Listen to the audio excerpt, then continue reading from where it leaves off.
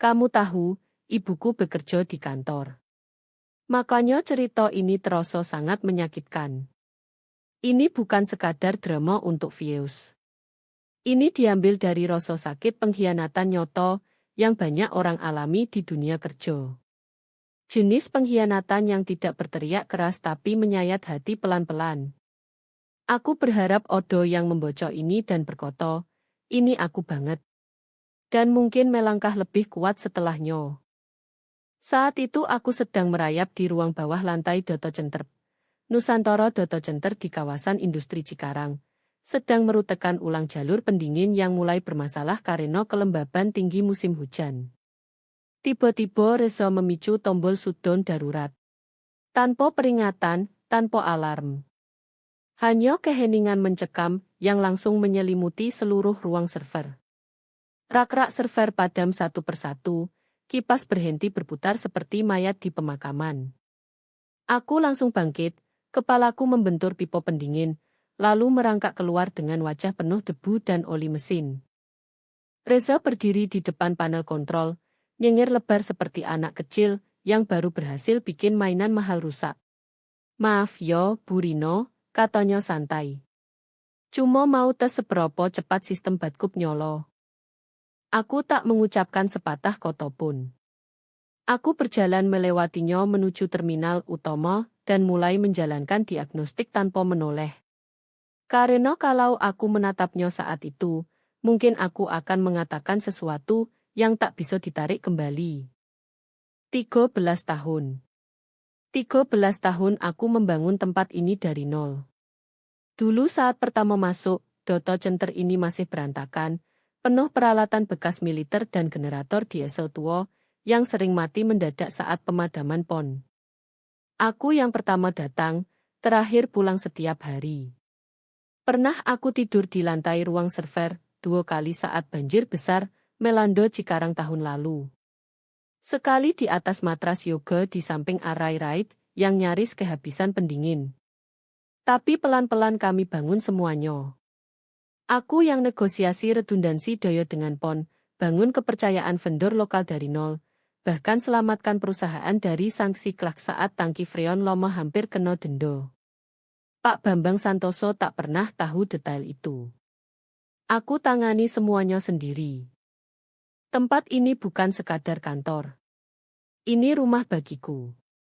Bukan dengan foto keluarga di meja atau tanaman di monitor, tapi dalam arti yang lebih dalam, aku hafal setiap inci kabel, setiap desis kipas, setiap risiko yang mengintai.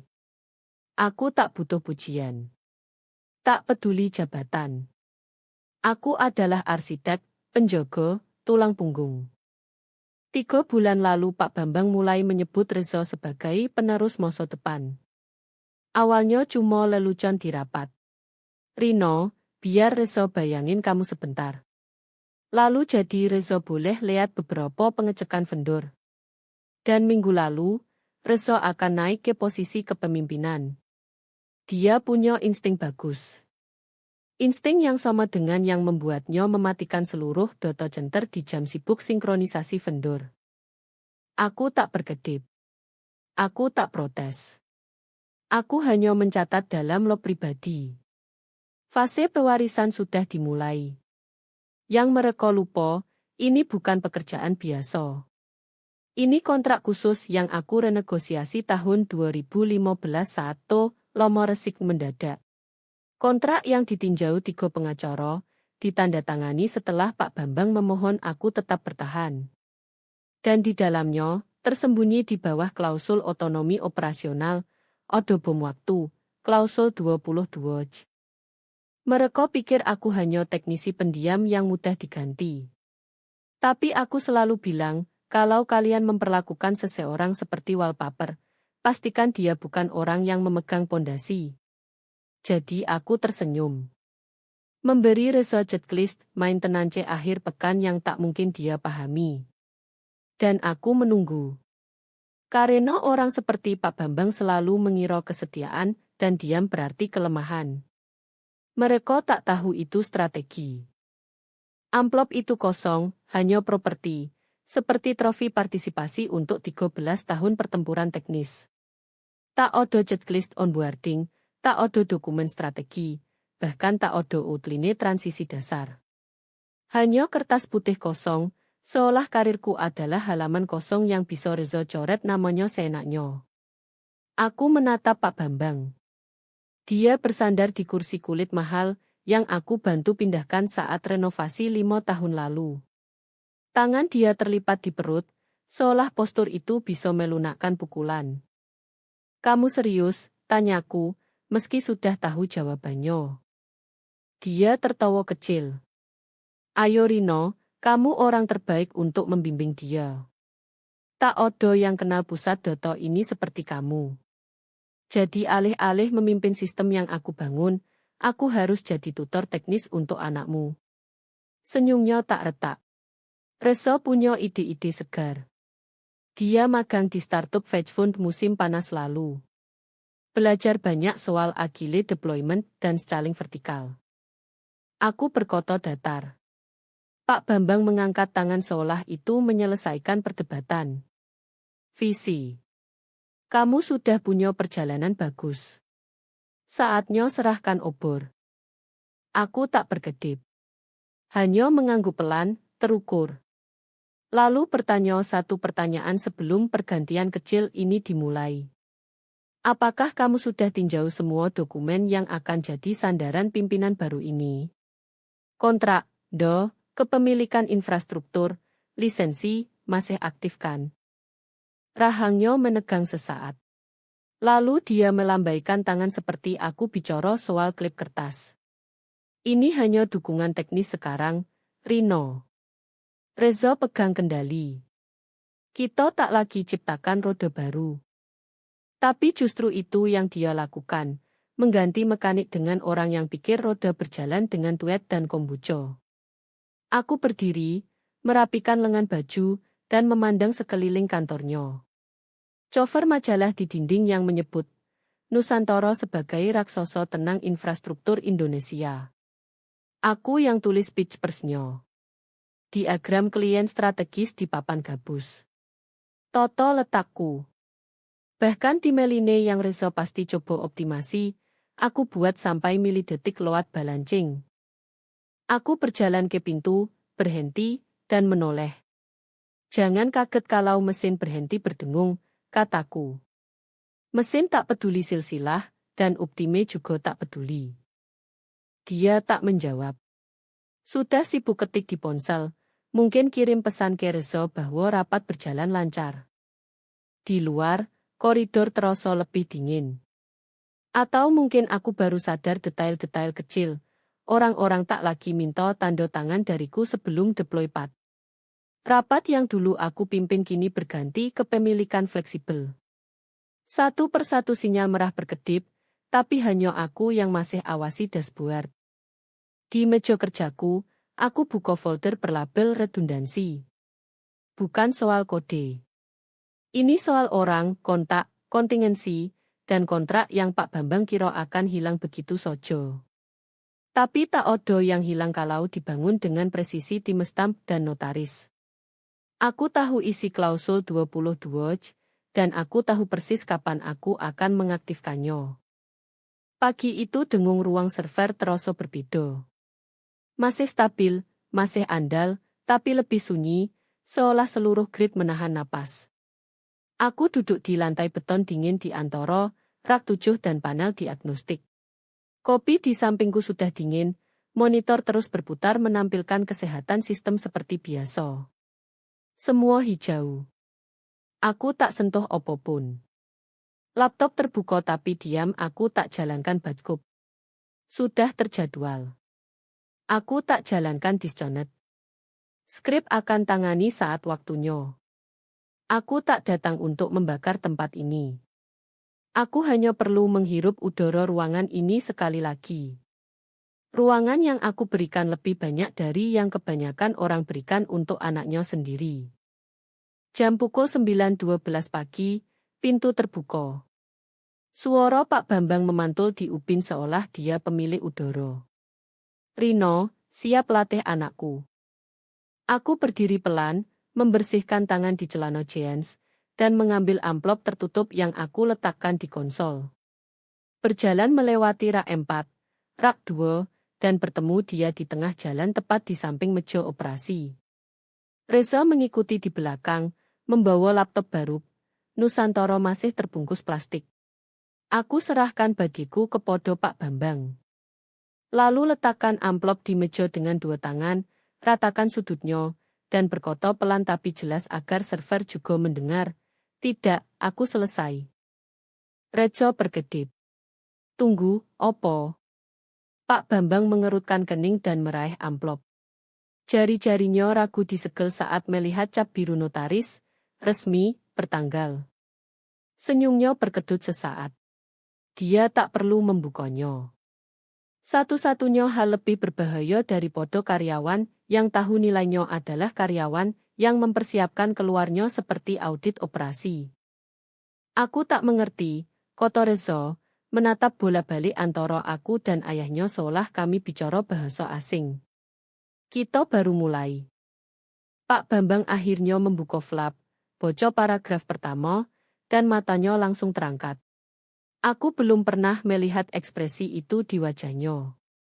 Bukan takut persis, bukan marah, tapi sesuatu yang lebih dingin, pengakuan. Karena di dalam amplop itu ada satu hal yang tak pernah dia percaya aku akan tarik. Surat pengunduran diri resmi plus aktivasi klausul 22 dari kontrak renegosiasi 2015ku. Dia melirik ke koridor seolah ada yang bisa menyelamatkannya. Tapi tak ada siapa-siapa. Hanya lorong berat dan tulang punggung serat optik yang aku awasi sendiri saat beton dituang. Kamu serius, katanya dengan suara rapuh. Aku tak pernah bercanda soal Uptime, jawabku. Reza mencoba tertawa gugup. Oke, kita bisa bicara. Mungkin bahas apa yang perlu diubah. Tak ada yang perlu diubah, kataku, mata masih tertuju ke Pak Bambang. Perubahan sudah terjadi. Kamu yang buat saat memberikan jabatanku kepadanya. Suara Pak Bambang turun menjadi bisik. Rino, ini tak perlu. Tidak, Pak Bambang. Kamu yang membuatku tak perlu. Aku berbalik dan berjalan keluar. Tak membersihkan meja. Tak ada barang pribadi di sono. Tak pamit karena orang yang pantas dipamit sudah diganti konsultan dan visioner, baru Pak Bambang. Aku masuk lift, lihat pintu tertutup, dan mengembuskan napas untuk pertama kali dalam berbulan-bulan. Jam pukul 9.28 pagi, aku sudah pergi. Dan tak lama, tim legal akan berusaha dan gagal memahami seberapa kuat klausul 22. Kembali ke 2015, Pak Bambang masuk ruang server panik. Co Regional Resign di tengah upgrade pendingin dan onboarding klien energi federal dengan klausul zero downtime yang membuat kelopak mataku berkedut. Aku sudah tarik 80 jam seminggu menambal firmware rusak dengan kawat dan kafein saat Pak Bambang sudut aku dengan satu pertanyaan. Kamu tak berpikir ikut keluar juga kan? Aku bisa pergi saat itu, tapi aku duduk dia di ruang rapat koco yang nanti Reza sebut kantornya dan berkata, kalau mau aku tetap, kita lakukan lewat kontrak. Bersih, tenang, legal. Dia setuju semuanya. Klausul 22 hanya 4 kalimat. Dalam hal pengalihan peran, pengenceran wewenang atau pengurangan otoritas karena restrukturisasi keluarga, dan bukan karena kinerja atau disiplin, karyawan berhak keluar efektif segera. Keluar ini picu vesting penuh saham sesuai lampiran plus pembayaran tertunda berdasarkan benchmark kontinuitas infrastruktur. Pembayaran dihitung dari rata-rata Uptime 5 tahun kalender, dibulatkan ke kuartal fiskal terdekat. Klausul tak bisa dicabut setelah ditandatangani. Aku yang tulis. Dia yang paraf. Tim legalnya tinjau dan tanda tangan balik. Lalu kami lupa. Kecuali aku tak lupa. Karena aku tahu cara Pak Bambang memandang keluarga, garis darah, warisan. Seolah kompetensi bisa diwariskan lewat pelajaran golf dan akun LinkedIn premium. Jadi aku tunggu, bangun, dokumentasikan setiap protokol. Harjode redundansi hanya aku yang bisa audit, dan jogo jejak kertas tetap kering, bersih, bertanggal. Bukan karena dendam, tapi karena pandangan ke depan. Saat pagi aku keluar, saat dia buka amplop dan lihat klausul aktif, keheningan di ruangan itu bukan kebingungan. Itu pengertian. Dia tahu. Tapi tahu dan terima adalah dua binatang berbeda. Karena saat legal telepon 1 jam kemudian, dia tak jawab. Tak bisa. Tak ada versi percakapan itu di mana dia tak kalah. Tak ada celah, tak ada interpretasi. Klausul 22 bukan samar. Tak butuh arbitrasi. Ya aktif otomatis. Dan angka yang diklaim klausul itu hampir 120 miliar. Bukan sekadar pembayaran. Itu vonis. Pengingat notaris mengikat bahwa kamu tak boleh bongkar mesin dan harap mobil tetap jalan hanya karena anakmu belajar Excel. Siang harinya, aku bayangkan Pak Bambang sudah mondar-mandir sepanjang sayap operasi minimal 10 kali. Mungkin dia bentak Reza. Mungkin teriak kelegal. Tapi tak ada yang ubah fakta bahwa tanda tangannya sendiri, kepercayaannya podo keterampilan kertasku, baru saja merugikannya lebih dari gaji yang pernah dia bayar padaku. Aku tak ambil sen lebih dari yang berhak. Tapi aku pastikan opo yang berhak tak bisa diperdebatkan. Kamu tak perlu teriak untuk menghancurkan orang seperti Pak Bambang. Kamu cukup bicara bahasa yang dia sembah, rupiah bersertifikat yang terikat uptime besi. Klausul 22 bukan balas dendam. Itu asuransi. Dan baru saja aktif. Siang harinya Pak Bambang sudah aus jalur di lantai epoci di luar kantor lamaku. Lengan kemejanya digulung seolah itu bisa selesaikan apapun. Reza mengikuti di belakang seperti anak bawa pistol mainan ke latihan tembak hidup. Server masih nyolo karena aku yang desain begitu. Tapi segalanya lain mulai runtuh cepat. Mulai dari skrip sinkronisasi FAT untuk arai pendingin duop yang diatur dengan jendela rendah beban balancer. Tak ada yang temukan karena aku tak simpan di repo dev publik. Ya hidup di vault, di enkripsi password, dikunci dengan string it vendor hanya aku yang kelola. Lalu datang ping vendor. Pemasok UPS utama kirim email sederhana verifikasi kontinuitas dengan Rino sebelum lepas kiriman.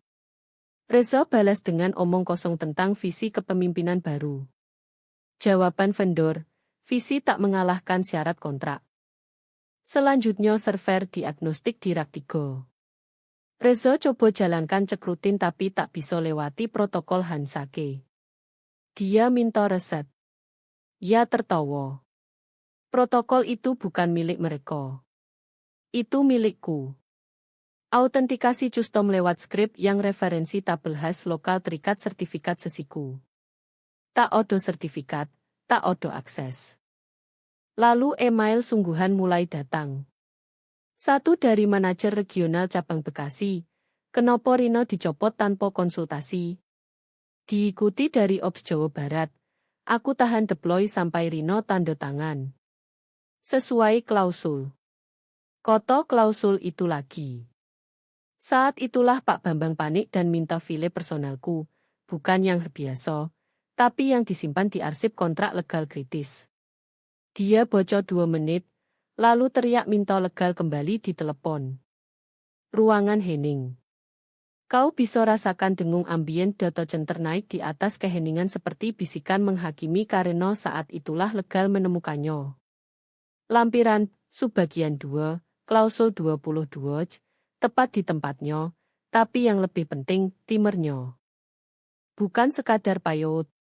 Klausul 22 datang dengan jendela buyut 21 hari. 21 hari kalender sejak aku resign. Kalau tak diselesaikan, vestingku aktif penuh, tak lagi tertunda. Ia bergeser otomatis dari kertas jadi terbayar. Pak Bambang hanya berdiri menatap folder seolah ia bisa bicara. Seolah klausul bisa mencoret sendiri kalau dia berkedip keras. Tapi tak. Ia hanya duduk diam, berat, mahal. Reza berbisik, kita bisa perbaiki kan? Tak ada yang jawab karena memperbaiki berarti akui bahwa seluruh pondasi, segala yang mereka abaikan, remehkan, dan alihkan seenaknya, dipegang satu wanita yang baru mereka ganti dengan sertifikat LinkedIn dan ego bersepatu loafers. Setiap penundaan rugikan mereka. Setiap deploy beku, setiap vendor tahan tanda tanganku, setiap detik tarik mereka lebih dekat ke jurang 21 hari di mana keluarku jadi ranjau legal. Dan yang terburuk, sistem masih jalan karena aku desain begitu. Mandiri, elegan, anti bodoh, tapi tak ada yang anti bodoh di dokumen. Dan kini mereka tenggelam di dalamnya. Klausul tak negosiasi. Tak tunda.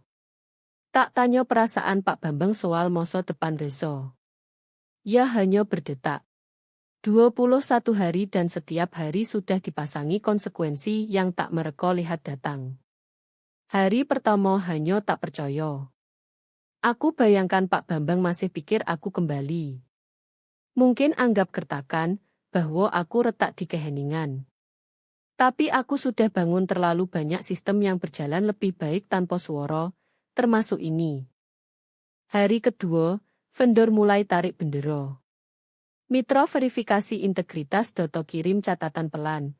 Menunggu review internal, perpanjangan slot ditunda. Bukan ancaman.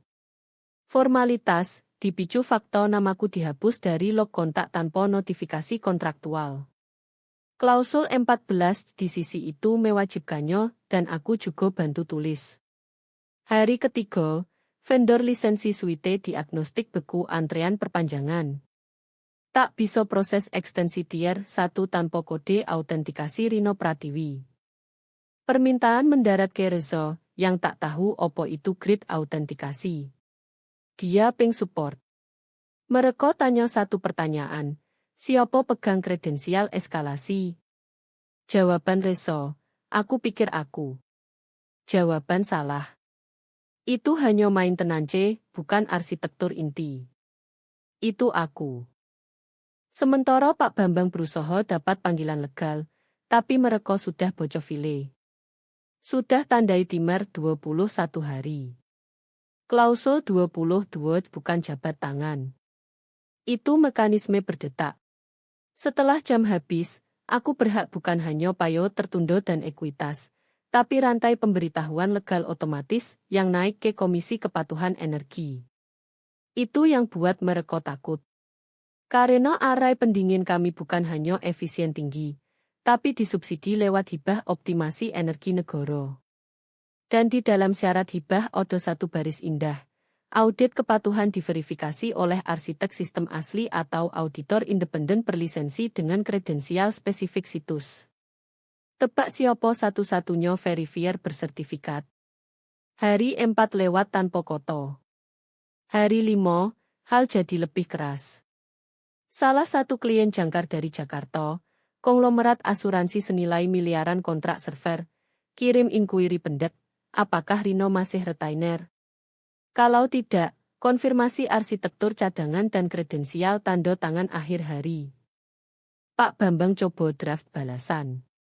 Legal bilang jangan kirim karena konfirmasi tertulis bahwa aku tak lagi di rantai arsitektur akan picu klausul di kontrak mereka, yang minta review pihak ketiga, dan kemungkinan tahan semua upload baru ke cluster node. Terjemahan, Beku Doto. Malam itu aku cek email. Tak ada dari Pak Bambang, tak dari Reza. Hanya teriak diam dari legal, yang diteruskan pengacaraku.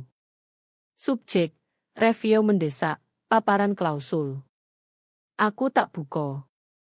Hari 6, teleponku berdering. Nomor pribadi, tak ada voicemail tertulis, tapi aku tahu siapa. Jadi aku lakukan opo yang setiap profesional tenang dan terhitung lakukan. Download voicemail dan kirim ke pengacaraku tanpa dengar. Biarkan mereka putuskan cara jawab. Biarkan mereka dengar suara Pak Bambang retak di ambang panik. Karena ini bukan pertarunganku lagi. Ini jam mereka sekarang. Dan ia berdetak. Aku tak punya lagi yang perlu dikatakan. Akhir minggu pertama, aku duduk di kantor baru yang bersih dan tenang menghadap situs instalasi kampus barat, Horizon Digital. Jejak lebih kecil dari Nusantara, tapi sistem lebih ketat, orang lebih pintar, dan yang terpenting, tak ada nepotisme warisan yang merusak inti. Judul baruku, Direktur Senior Keandalan Situs dan Ekspansi. Panjang, mungkin, tapi datang dengan satu hal yang Nusantara tak pernah beri. Hormat yang tak perlu diraih 2 kali. Co Horizon Bumoro, tak minta aku buktikan diri di 100 rapat. Dia serahkan spidol papan tulis, tunjuk masalah di dinding, dan tanya, kalau kamu bangun dari nol, apa yang kamu lakukan Pido? Saat aku selesai sketsa, dia bilang, oke, kita lakukan begitu. Tak ada senyum sinis, tak ada anak, hanya kompetensi. Hari ke-8, Pak Bambang akhirnya retak. Subjek, hanya obrolan cepat. Dia lunakkan frasa seolah kami ngopi dan bukan berdiri di ujung ledakan miliaran rupiah yang dia mulai sendiri. Aku tak balas, bahkan tak buka. Aku hanya teruskan ke pengacaraku yang kirim balasan satu baris indah. Mohon arahkan semua komunikasi melalui konselor. Ibu Rino Pratiwi tak lagi berafiliasi dengan perusahaan Ondo. Bukan Rino. Ibu Rino Pratiwi. Aku hampir bingkai itu. Lalu datang artikel. Tim Horizon jalankan tulisan lembut di blog internal yang diambil beberapa situs perdagangan infrastruktur dalam hitungan jam. Bukan yang bombastis, hanya catatan onboarding tenang, foto aku baju bersih, cahaya alami, tak ada drama panggung, dan daftar kredensial. Arsitek Uptime 13 tahun di Nusantara. Latensi rollback sub-3, duom selintas 5 wilayah. Skor retensi vendor 98, 7%. 0 pelanggaran kepatuhan di 7 audit. Arsitek protokol pendingin Nusantara, 47.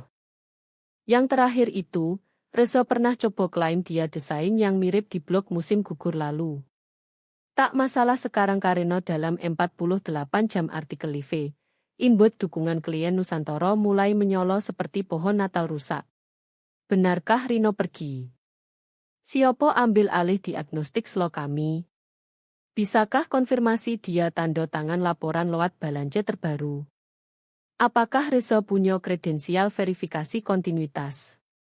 Yang terburuk dari klien Jakarta. Mohon saran jika audit pihak ketiga sekarang diperlukan.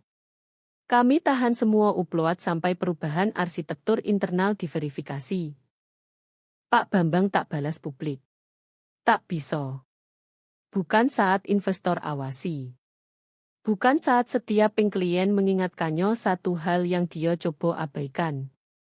Reputasi tak datang dari rilis pers, datang dari Uptime, dan itu milikku. Masih berjalan, hanya tak lagi untuk dia. Dan soal Reza, aku dengar lewat jaringan vendor bahwa dia coba jalankan ulang salah satu skrip diagnostikku. Dia buka file dan temukan komentar tunggal di atas.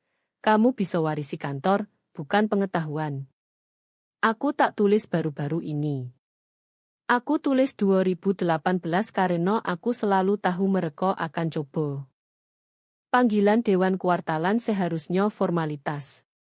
Salah satu sesi konferensi aman tanpa udara di mana Pak Bambang membusung soal perluasan kemampuan infrastruktur, dan Reza duduk 2 kursi jauh berpura-pura paham laporan latensi yang orang lain tulis.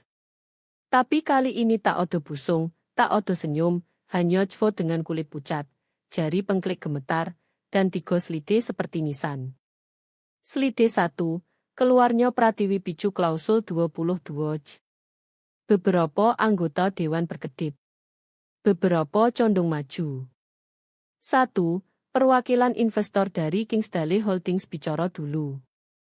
Klausul opo? Pak Bambang bergeser di kursi.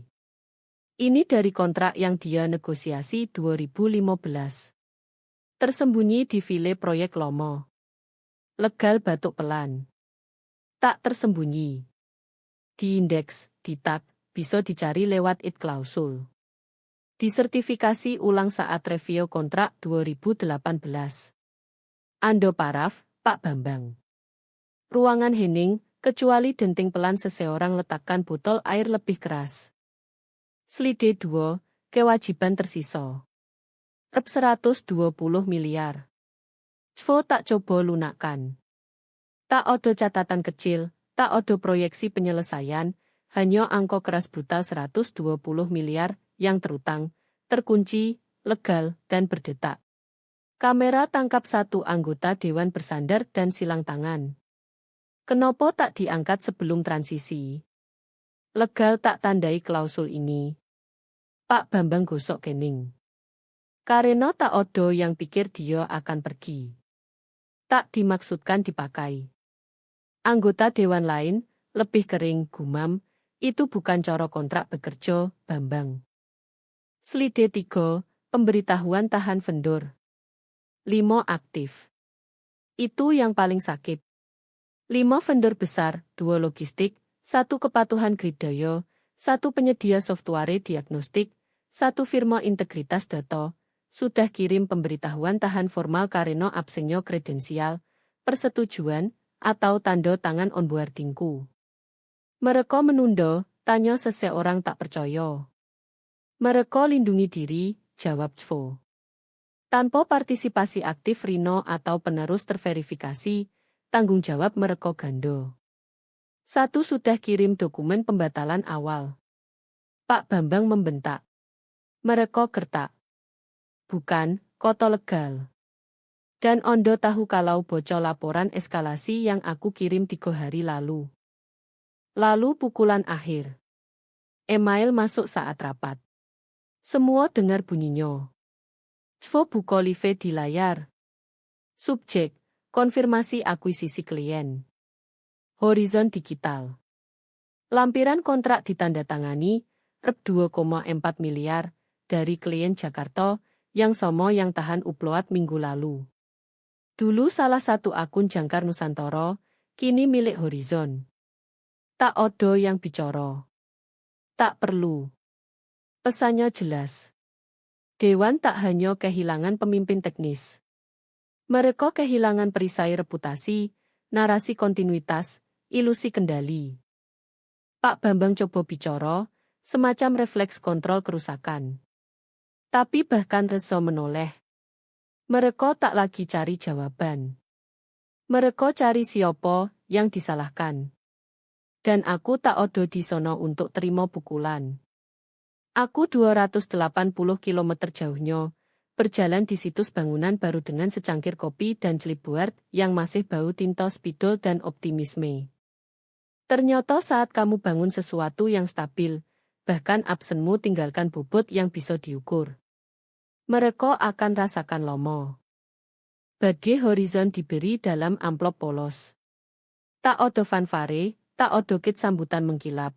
Hanya kartu hitam mate dengan namaku diukir putih bersih. Rino Pratiwi, Direktur. Tak ada akronim lucu, tak ada buzzword misi, hanya kebenaran. Terasa lebih berat dari tampilan.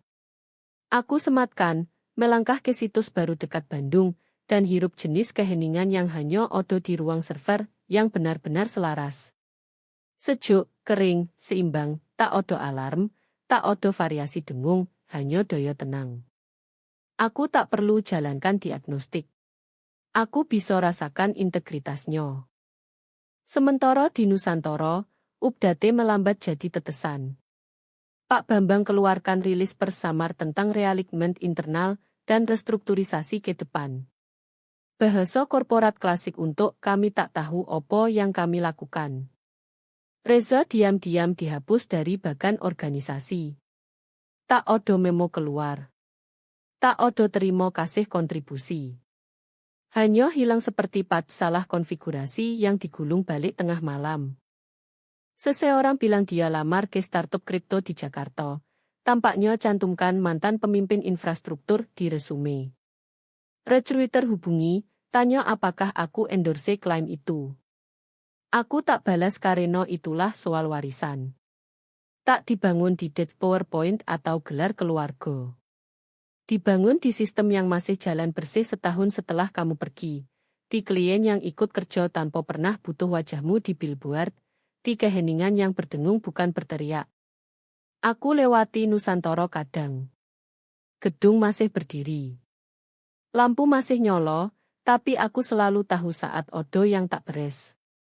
Kau bisa cium bau panas kalau sudah hidup dengan nyolomo. Kau bisa dengar ketidakstabilan di nodo regulator aliran udara. Tempat itu berdengung, tapi tersendat sekarang. Karena warisi Doto Center satu hal, pahami itu hal lain. Horizon tak pernah minta aku tulis memoir. Mereka beri aku alat, otonomi, dan hormat yang aku butuh untuk bangun sesuatu lebih baik. Dan aku lakukan diam-diam, presisi, tanpa pegang tangan warisan atau magang akhir pekan pakai headset Bluetooth yang tak mereka dapatkan. Kalau kamu pernah kunjungi situs kami dan perhatikan suhu tetap 20 derajat Celcius tepat, bukan sihir. Itu beda antara pura-pura pimpin dan tahu cara dengar mesin yang tak peduli siapa ayahmu. Aku tak pamer. Tak posting cerita perang. Tapi kalau kau rasakan udara bergeser, dengung seimbang, keheningan semakin dalam saat berjalan lewat aneh barat horizon, itu milikku dan akan bertahan lebih lama dari semua.